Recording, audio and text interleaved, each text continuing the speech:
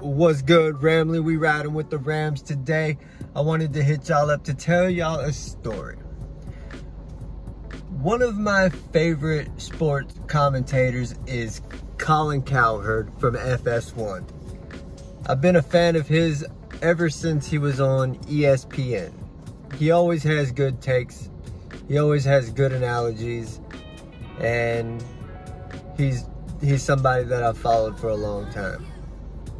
Yeah, he's a big-time Russell Wilson and Seattle Seahawk homer because he's from the Pacific Northwest. But before the season started, he was down on the Rams. My guy Colin, he said the media falls in love with the wrong people all the time. Because the media's been about 50-50. Some of them been high on the Rams, saying that Matthew Stafford was going to come through and resurrect his career. While the other half was saying, no, he's Pat Stafford. He's going to be a dud. He's not going to do anything that Jared Goff couldn't do. But since Vegas put a betting line out that the Rams over-under for wins this year is 10, and the Rams won 10 games last year with Jared Goff, and the Lions over-under win this year is 5.5 wins, and the Lions won only 5 games with Matthew Stafford last year. So that means that Vegas doesn't see the Lions any worse having Jared Goff as their quarterback, and doesn't see the Rams any better having Matthew Stafford as their quarterback. Vegas thinks about Matt Stafford. He's the new Rams quarterback. So last year, Matt Stafford won 5 games in Detroit. And then he leaves and goes to L.A., and that terrible Jared Goff goes to Detroit. You know what Vegas has the Lions over-under at this morning? 5. Not a half game better with Jared Goff over Matt Stafford.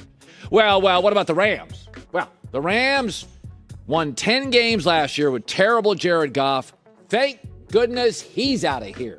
Stafford's in. The over-under total in Vegas on the Rams is 10.5. Vegas does not buy Matt Stafford as a messiah or a savior.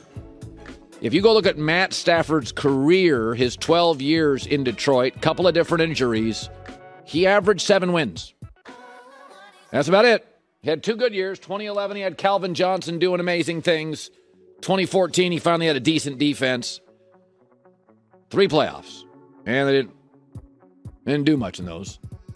Now, he only averaged about 1 or 2 Pro Bowlers during those years. So let me give you a comp. Andrew Luck. Andrew Luck had the wrong coach, the wrong GM, terrible O-line. But Andrew Luck, unlike Stafford, was not lost or hurt in his first year or 2 in the league. No, he was 11-5, then 11-5, then 11-5, and actually got to the AFC Championship. Don't ask me how. They had no players. So let's take Stafford out of the transformative category. Like Andrew Luck was transformative. We've never seen a number 1 pick go to a terrible team and not only win, but like win big with nothing. So let's take him out of that category, because I hear a lot of that in Los Angeles. Whoo, you're really cooking now, my guy. Cool it down. You are on fire. Oh, Matt Stafford's going to change the world. No, he's not. Oh, Matt Stafford's going to change the world. No, he's not. Oh, Matt Stafford's going to change the world. No, he's not. Oh, Matt Stafford's going to change the world. No, he's not. But it's interesting.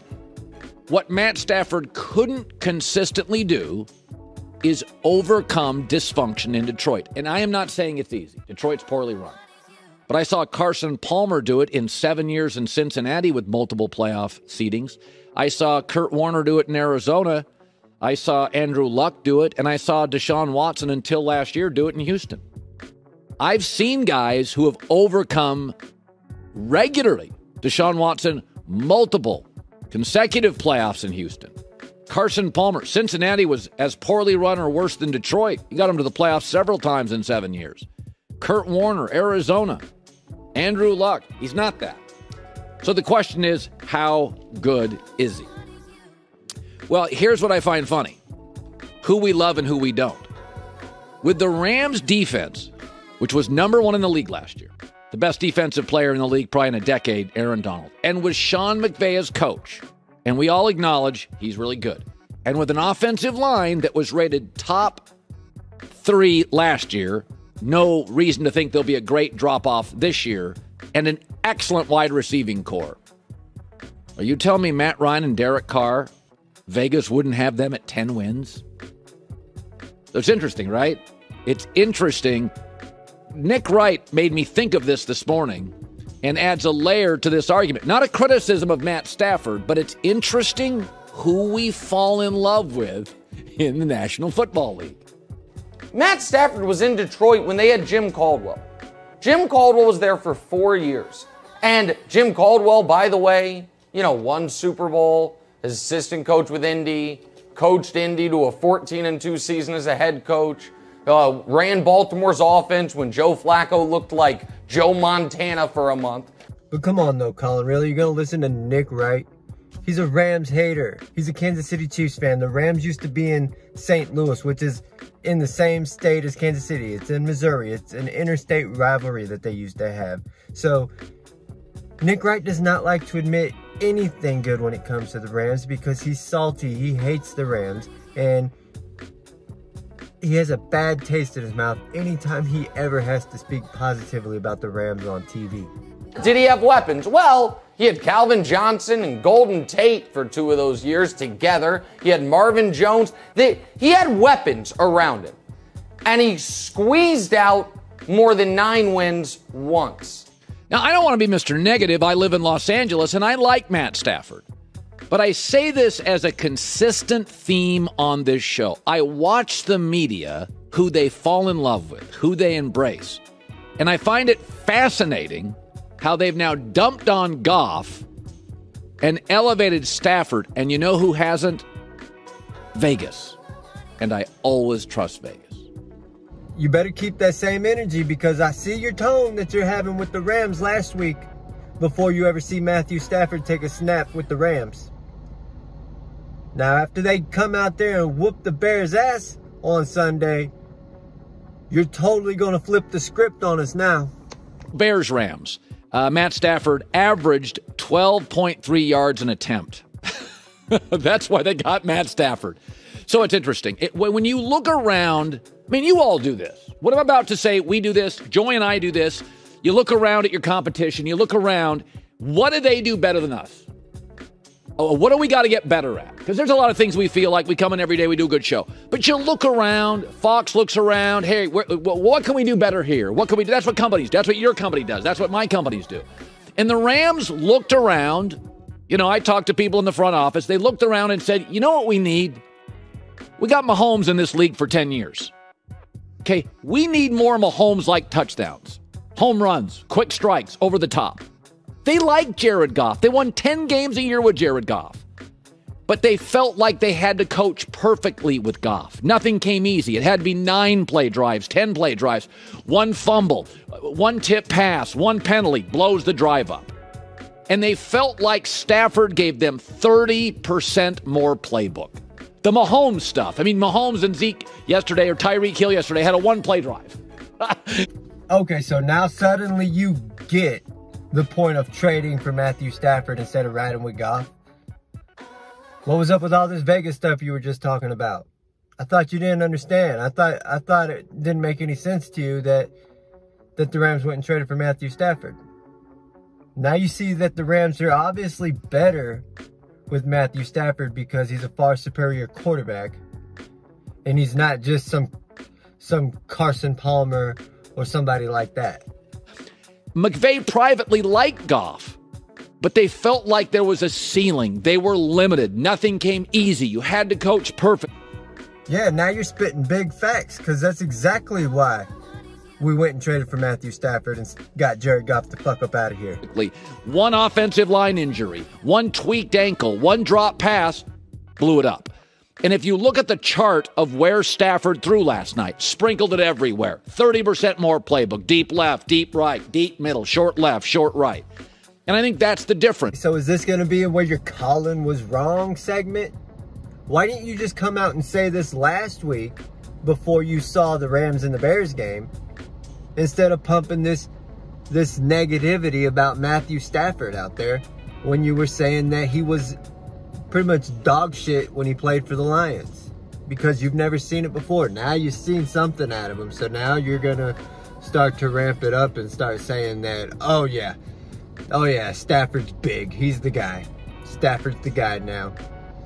Like you knew this all along. Come on now. And I also feel fit matters, right? Like in Los Angeles, Magic Johnson is a better fit in Los Angeles than Boston. A guy named Showtime, Magic's the greatest fit in the history of basketball for a city. He literally, his game was flashy. The big smile. The nickname is Magic. Showtime. That's what the Lakers star should be. This is Los Angeles. Jack Nicholson, Diane Cannon are sitting 5 feet away. Like, fit matters, and there's a reason when the Pistons have been good, they're tough. Because Detroit's tough. Detroit's physical. They make cars. They make trucks. They got factory. When Pittsburgh in the 70s was dominating, it was Steel Town, USA. They were tough. Bradshaw was tough. They threw it over the top. They punched you in the neck. They felt like Pittsburgh. And the Pistons always feel like Detroit. Kobe. Magic. Big.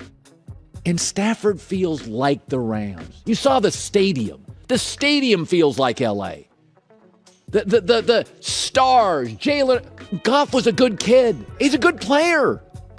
He never felt big. Stafford, the arm, the talent, the big plays, the home runs, the quick strikes. Stafford feels more like what a Ram quarterback should be.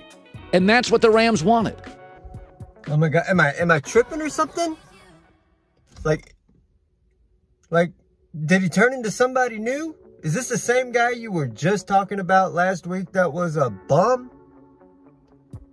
Because I know he didn't just transform overnight and then one game changed your mind about the guy. It's not that they didn't like Goff. They won 10 games a year with Goff. But the minute they had to pay Goff, there's limitations on what they could do with the roster. And since they're not going to get rid of Jalen Ramsey or Aaron Donald, arguably the best players in the league at their position, they said, okay, if we're going to have to pay for a quarterback, we'd rather pay for a quarterback that feels more like us, can do more things like us. And I thought the whole night last night on NBC, just Stafford felt big. The game's big, the stadium's big, the star power, the Rams, everything felt big, and he fits perfect. Okay, so now that Matthew Stafford came out and had the game of his career in his debut for the Los Angeles Rams, where are you going to rank him? Because every Tuesday you come out and you do your herd hierarchy and you rank your top 10 teams in the NFL throughout the regular season. So where are you going to rank the Rams now that you've seen what McVay and Matthew Stafford can do? Listen, we knew the Rams were good. It looked so easy. Chicago has been making the playoffs and been decent last couple of years. They were 8-8 last year. That last half, that wasn't even close. And now they got the Colts on the road this weekend, the Buccaneers coming up. But the one thing the Rams have missed in recent years, I think we'd all agree, they don't have much home run pop. They had 2 50-plus touchdown passes. They had 2 all season last year. They had 2 against Chicago. So I think they saw in the offseason they wanted more Mahomes-like pop. They wanted to be able to go over the top like a Buffalo or a Tampa. They wanted big play offense, not just brilliant 9-12 play drives from McVay's brain, and they delivered with Matt Stafford. I thought they were the best team I saw, and I thought they were good coming in. I mean, don't get me wrong. I said this. I'm a Colin Cowherd fan. I've been watching him for years. I said that. But come on, my guy. Last week before the season started, you were questioning the Rams of why they went and made the trade for Matthew Stafford, as if Jared Goff was capable of giving them everything Matthew Stafford could give them. And Matthew Stafford wasn't qualified to bring the Rams over the top. But now that you've seen the game, you want to come out here and act like, oh, you knew this was why the Rams went and traded for Matthew Stafford, because Matthew Stafford's big and the Rams are going to kick everybody's ass this year. And Colin wants to be right now. You're the one that always says it. Don't try to be right, get it right. And now you finally getting it right. And thank you everybody for rocking with me. We're riding with the Rams. Peace.